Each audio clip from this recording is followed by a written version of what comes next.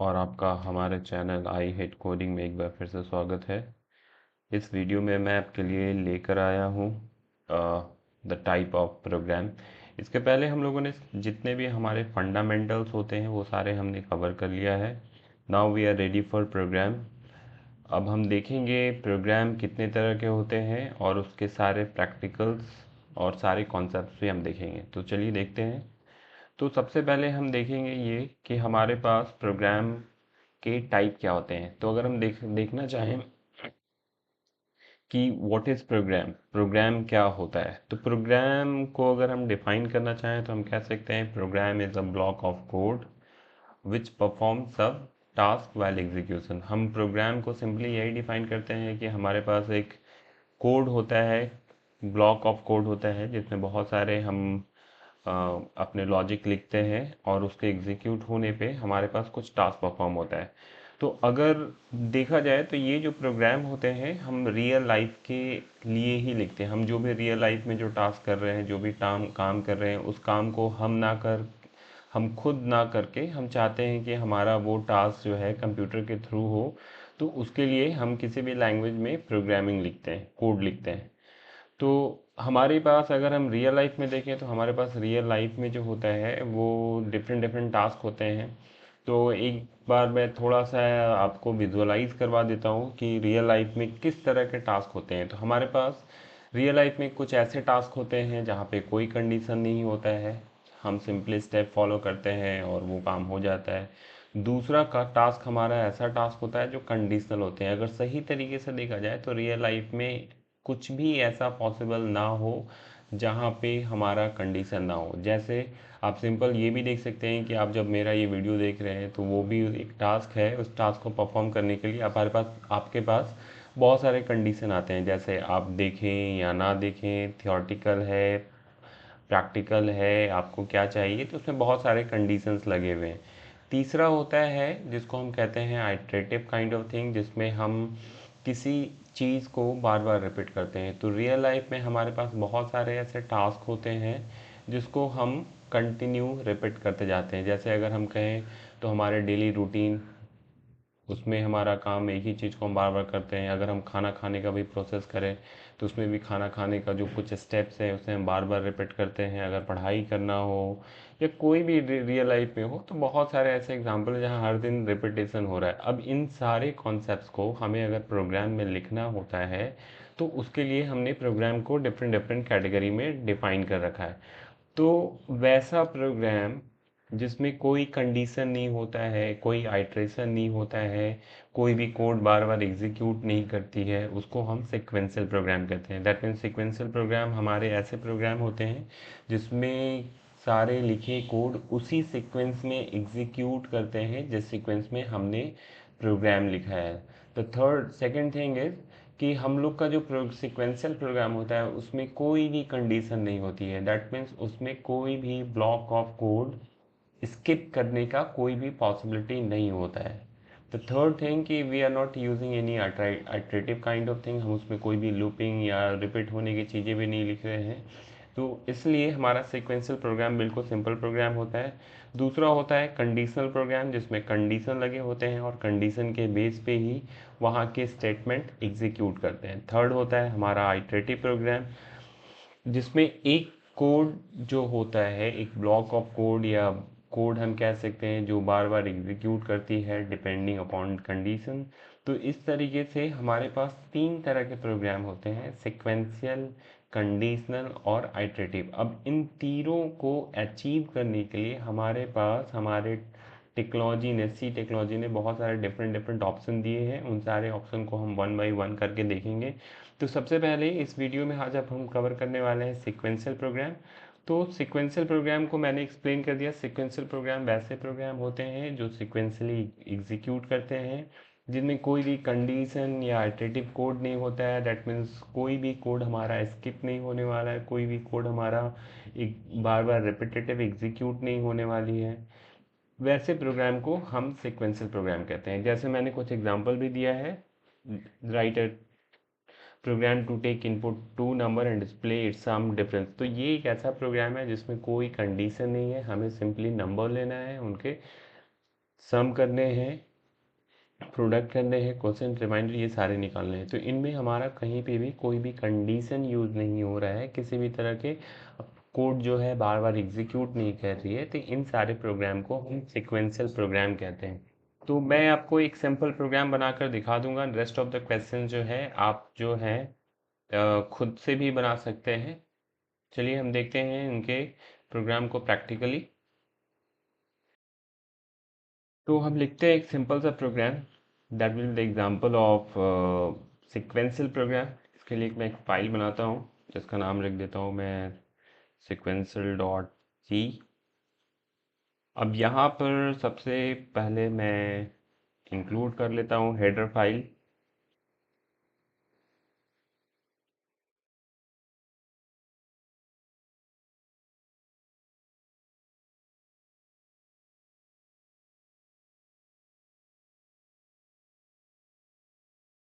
मुझे दो नंबर के सम करने हैं, तो मुझे पहले दो वेरिएबल लेना होगा। आप चाहे तो फ्लोट से भी ट्राई कर सकते हैं या फिर नम से इंटीजर टाइप का भी। मैंने यहाँ पे इंटीजर लिया है। एक लिया मैंने num1, दूसरा लिया num2। नाउ अब मुझे क्या करना है कि इन दोनों वेरिएबल्स में मुझे इनपुट लेना है। तो इनपुट लेने के लिए मुझे स्क्रीन पे मैसेज दिखाना होगा। तो मैं प्रिंट एक मैसेज दिखाने के लिए मुझे प्रिंटफ यूज़ करना होगा। यहाँ मुझे किसी वेरिएबल की वैल्यू नहीं दिखानी, सिंपली मैसेज दिखाना है। तो मैं मैसेज देता हूँ एंटर फर्स्ट नंबर। अब इन्होंने इनपुट कर दिया, देन मुझे क्या करना होगा कि स्कैनअप करना होगा। दैट मीन्स मुझे इनपुट लेनी होगी। उसके लिए हम लोग स्कैनअप यूज़ करेंगे, जो कि हम लोगों ने पहले देख लिया है अच्छे तरीके से कैसे इनका फॉर्मेट होता है, कैसे हम यूज़ करते हैं। तो मुझे लेना है इसे num1 में। ये वैल्यू हमारे फर्स्ट हो गई, नंबर हो गई। सेकंड प्रिंटफ, फिर मैंने यहाँ पे लिखा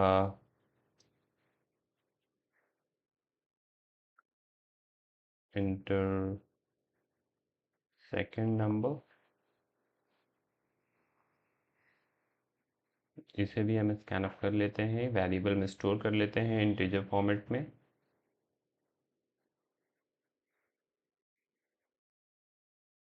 address of num2।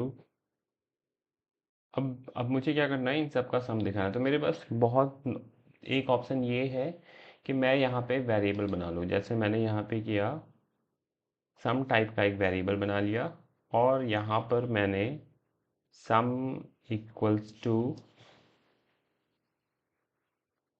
num1 plus num2। ये मैंने इसको सम करवा दिया। अब मैं प्रिंट करवा देता हूँ, printer slash n sum of %d and %d is %d। अब मुझे इसकी वैल्यू प्रिंट करवानी है, तो सबसे पहले मुझे प्रिंट करवाना है num1 का, देन मुझे प्रिंट करवाना num2 का, देन आफ्टर मुझे सम का प्रिंट करवाना है। तो इस तरीके से हम लोग क्या कर सकते हैं कि इसकी प्रोग्राम को हम लोग इसको हम लोग रन करवा सकते हैं। ये मैंने एक सिंपल बनवाया, ये एक सीक्वेंशियल प्रोग्राम है। चलिए इसको रन करके देखते हैं।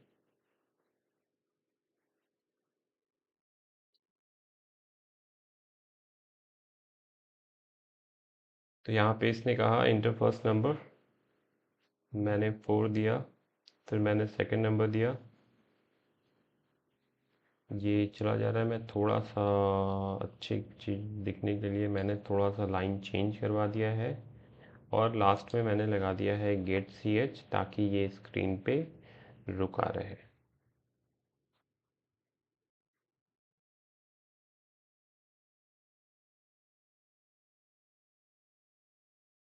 इंटर फर्स्ट नंबर, देन मैंने enter first number, then second number. ये दिखा रहा है सम ऑफ।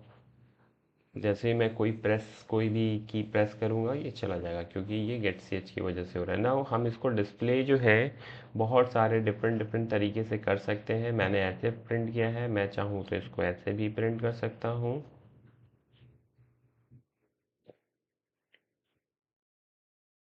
अब ये डिपेंड करता है आप पे कि आप कैसे यूज़र के सामने इस सारी चीज़ों को रिप्रेजेंट करना चाहते हैं।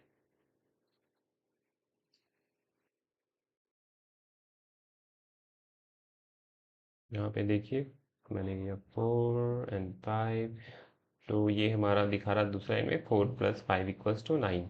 तो ये एक तरीका है हमारा रिप्रेजेंट करने के लिए, जिसमें मैंने क्या किया, थर्ड वेरिएबल को यूज़ किया है। अब मैं चाहूँ तो इसे बिना थर्ड वेरिएबल के यूज़ किए बिना भी कर सकता हूँ, जिससे हमारा मेमोरी वेस्टेज बच जाएगा।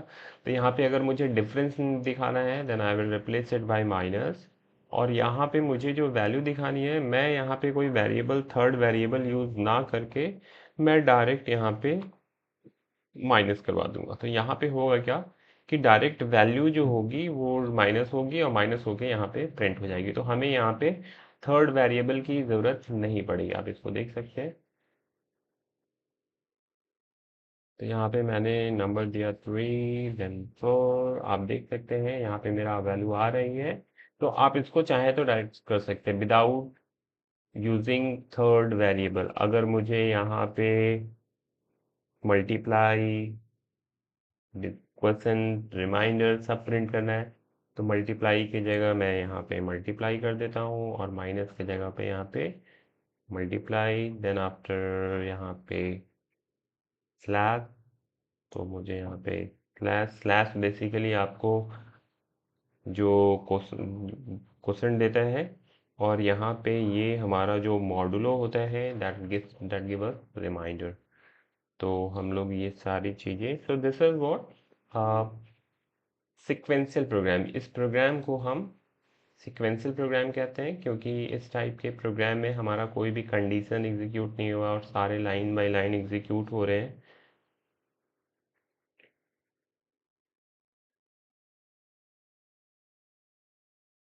तो यहाँ पे देखिए ये सारी चीज़ें आ रही हैं।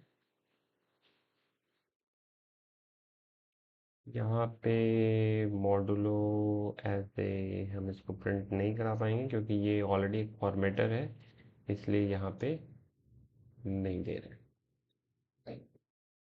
तो हम इसको यहाँ पे स्टेटमेंट लिखते हैं, रिमाइंडर।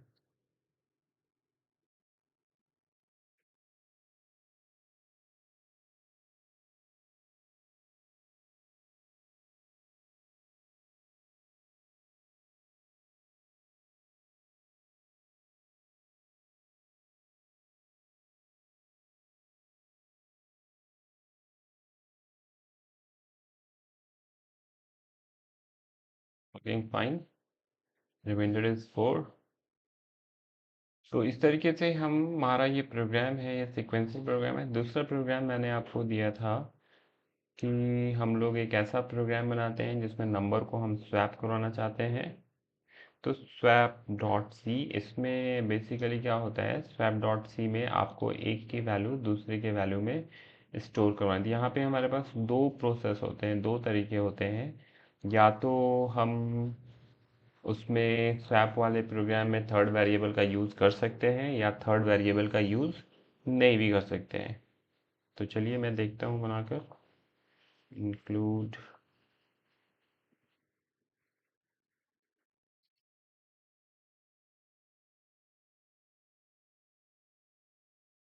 यहाँ पे मुझे दो वेरिएबल देना होगा, num1 एंड num2। नेम आप कुछ भी दे सकते हैं। और एक मैंने थर्ड वेरिएबल लिया सी, जिसको मैं स्वैपिंग करने के लिए यूज़ करूँगा। तो सबसे पहले मैं दो नंबर ले लेता हूँ, printf slash N enter two number. दो नंबर ले लिया मैंने। अब मुझे दोनों नंबर को अपने वेरिएबल में स्टोर करना होगा, जिसके लिए हमें क्या करना होगा कि स्कैनफ का यूज़ करना होगा। दो नंबर है, %d then address of num1, address of num2। ये मैंने वैल्यू स्टोर करवा लिया। अब मैं इसमें एक बार वैल्यू प्रिंट कर देता हूँ, printf slash N value num1 is equals to percent d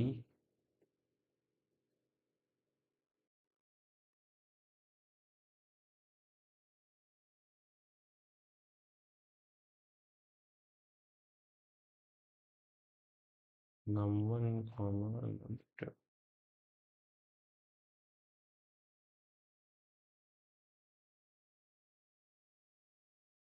हाँ, बस मैंने स्वैप करने से पहले अब मुझे क्या करना है, मैं स्वैपिंग कर रहा हूँ। स्वैपिंग करने के लिए सबसे पहले मैं नम1 को एम्प्टी करूँगा। तो नम1 को एम्प्टी करने के लिए मैंने नम1 की वैल्यू निकाल ली और उसको स्टोर कर दिया नम1 में।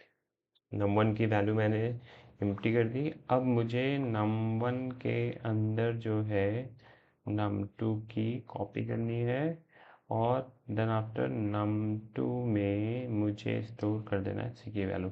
तो this is how we can swap the value.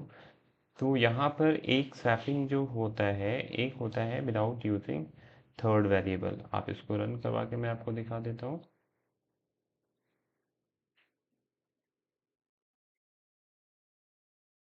मैंने दिया 3 और 4, तो ये चला जा रहा है। इसको रोकने के लिए मुझे गेट ch यूज़ करना होगा।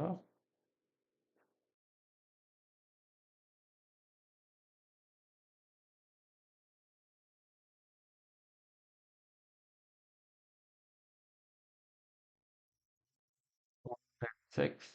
तो आप देख सकते हैं पहले हमारी वैल्यू 4 6 थी, अभी वैल्यू 6 और 4 हो गई है। So this is how, this is a kind of swapping of the program, जिसमें हम, ये भी एक हमारा सिक्वेंशियल प्रोग्राम है जिसको हम जो है सीक्वेंशियल प्रोग्राम में कोई कंडीशन वगैरह हमने यूज़ नहीं किया है। अब हम स्वैपिंग के प्रोग्राम को एक और तरीके से बनाते हैं जिसमें हम थर्ड वेरिएबल को यूज़ करते हैं। तो आप बाकी सारे क्वेश्चंस, ये क्वेश्चंस आप ट्राई करिए। If you have any problem please put in comments. और इसके लिए मैंने प्रैक्टिस सेट भी दे दिया है, आप उसको बना सकते हैं। If you need more question please put in comments, I can put some more questions for the practice set.